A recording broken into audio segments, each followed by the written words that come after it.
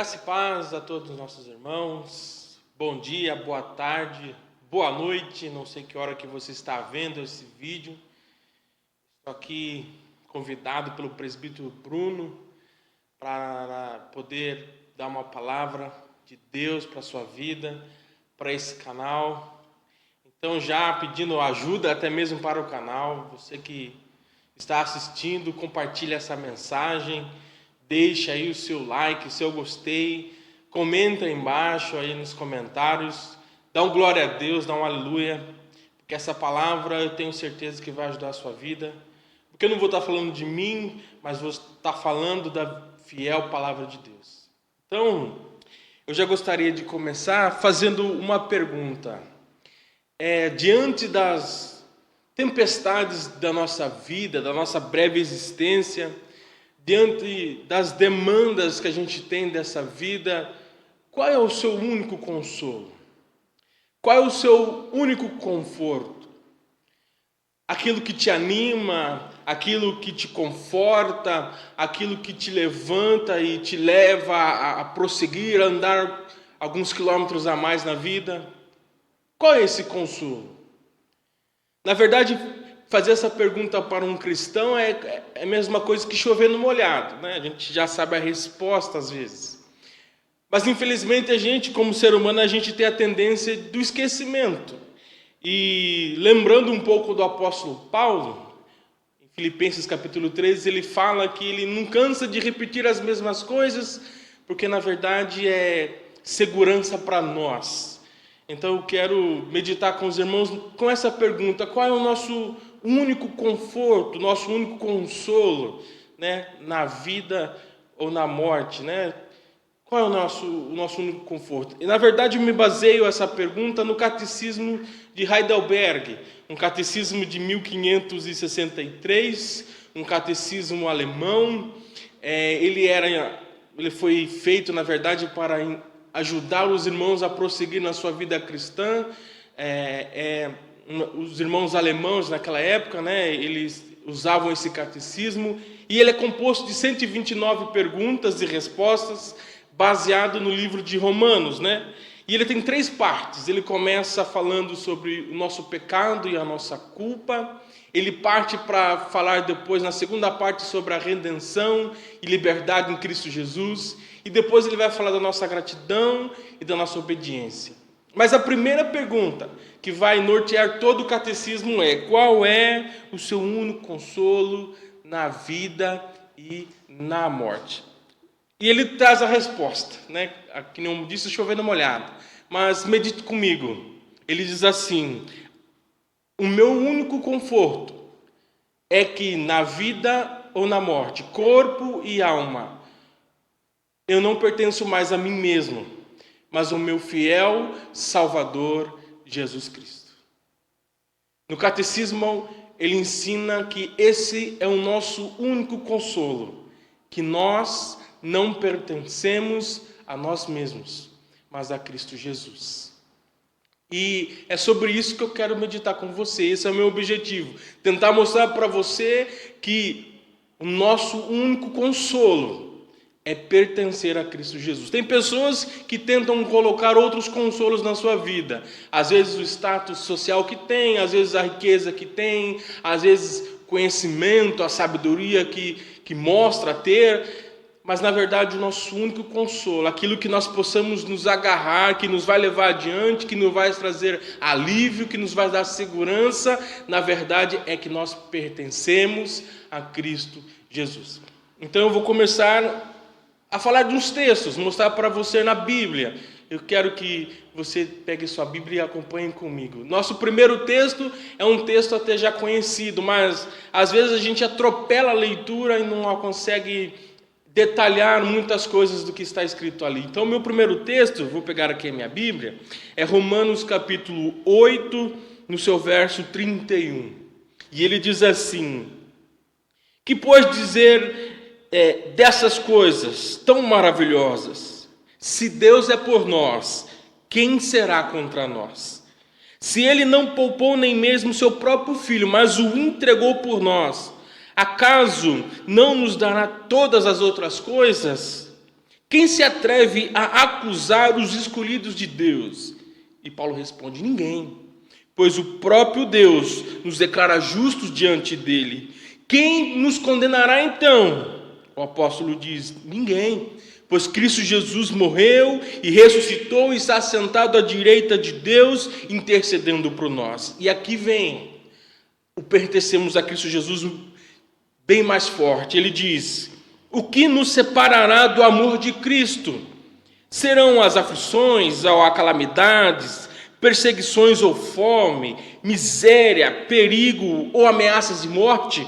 Conforme está escrito nas Escrituras: por causa de ti, por causa de Jesus, porque pertencemos a Ele, enfrentamos a morte todos os dias, somos como ovelhas levadas para o matador. Mas, diz o apóstolo, apesar de tudo isso, somos mais que vencedores por meio daquele que nos amou. Isso aqui eu acho forte.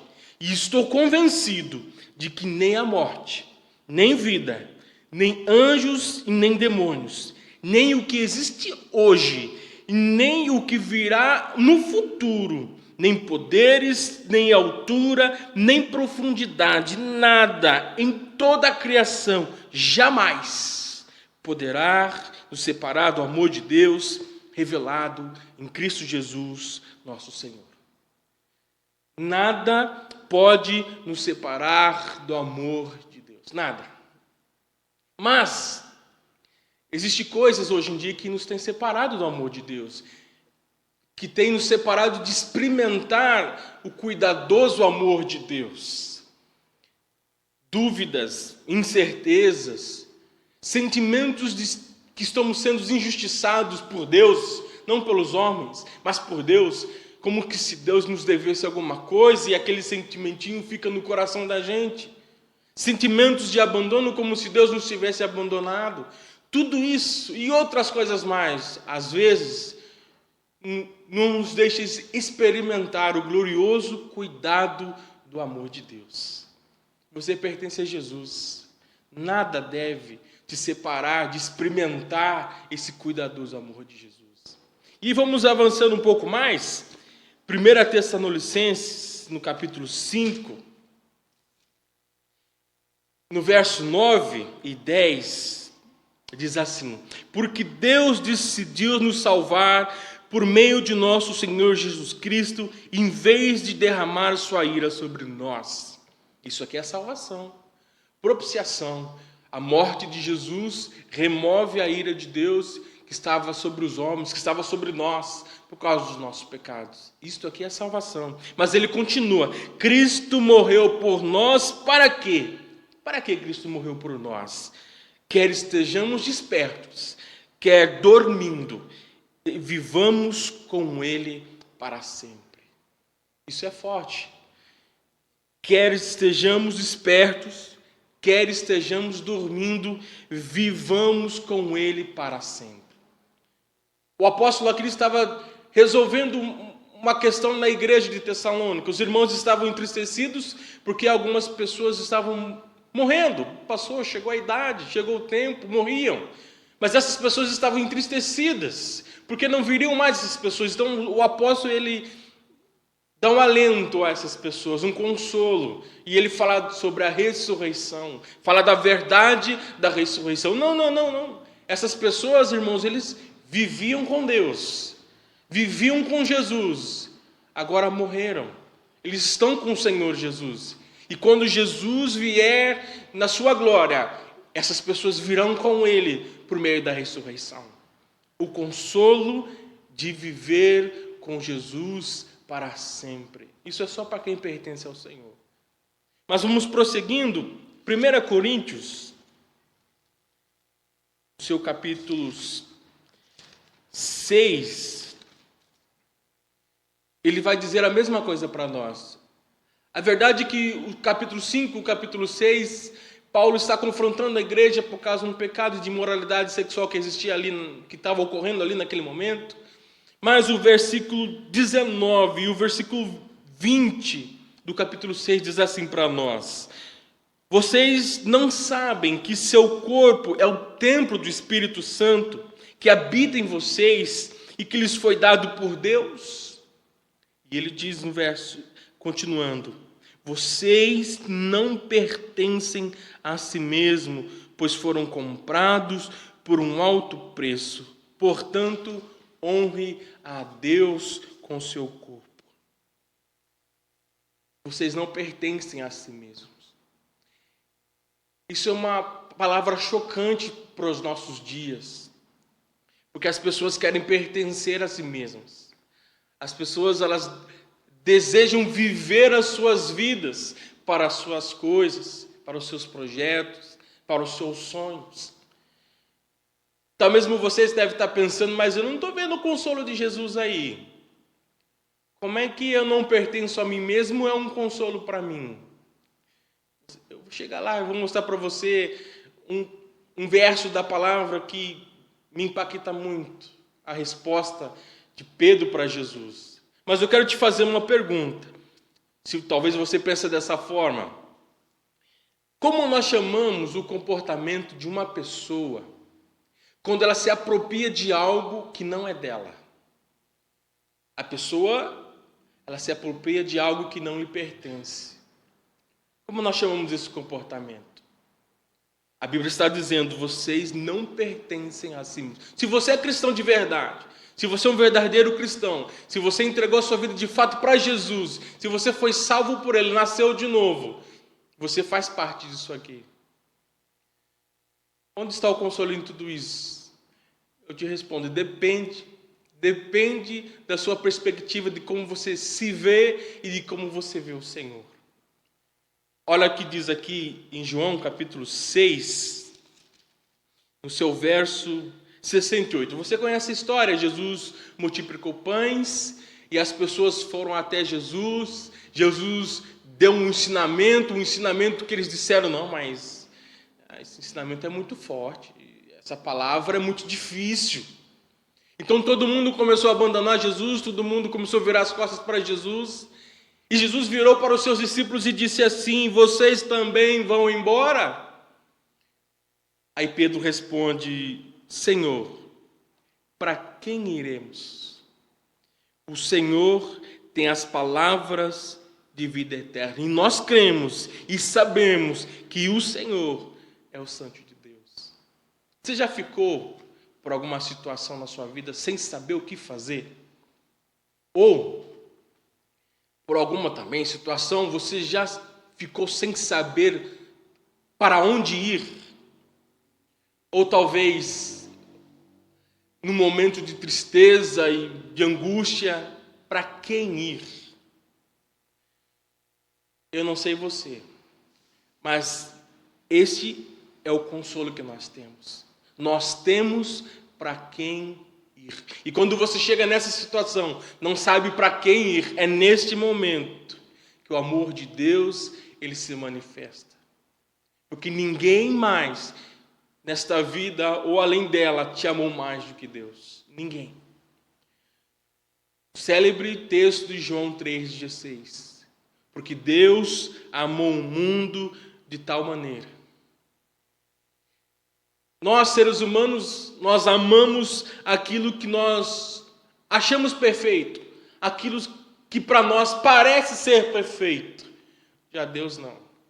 Já Deus, ele manifesta o seu amor para os mais impróprios e improváveis seres humanos.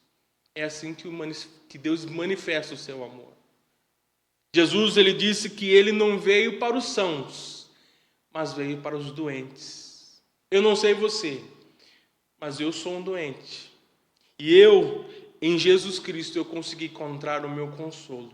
Em saber que eu pertenço a Ele, em saber que nele eu acho alívio, nele eu acho consolo, nele eu acho paz, nele eu acho segurança, nele eu acho abrigo, nele eu acho a coragem para continuar vivendo e prosseguindo. Isso na vida hoje e até mesmo na hora da morte. Eu vou te dar mais um texto, João capítulo 10, um texto onde o Senhor Jesus fala em ser o bom pastor. E ele diz assim, a partir do verso 11, eu sou o bom pastor.